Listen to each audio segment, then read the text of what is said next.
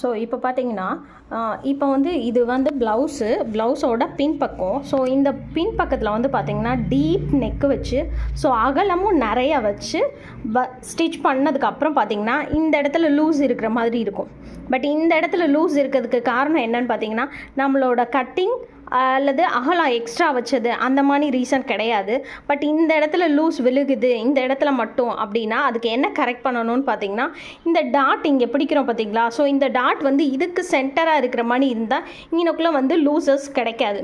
So இந்த டாட்டை வந்து நம்ம கரெக்ஷன் பண்ணணும். ஸோ நிறைய பேர் வந்து இங்கேருந்து அளவெடுத்து அல்லது இந்த சைட்லேருந்து அளவெடுத்து அந்த மாதிரி மார்க் பண்ணுவாங்க. பட் நம்ம அப்படி பண்ணக்கூடாது. இந்த ஷோல்டர் டபுள் ஃபோல்டு இப்படி பண்ணிங்கன்னா இதில் ஒரு சென்டர் லைன் வரும். ஸோ இந்த சென்டர் லைனுக்கு நேராக தான் நம்ம வந்து ஹிப்போட இந்த டாட் வந்து பிடிக்கணும். அதாவது பேக் ஹிப்புக்குரிய டாட் வந்து இந்த இடத்துல வரும்போது தான் இது இந்த இடத்துல மீட் பண்ணி செஸ்ட் பாயிண்ட்டும் இந்த இடத்துல மீட் பண்ணும்போது தான் இந்த இடத்துல வந்து லூசஸ் கிடைக்காது. ஸோ இங்கே லூசஸ் வரலைன்னா ஃப்ரண்ட் சைடும் வராது.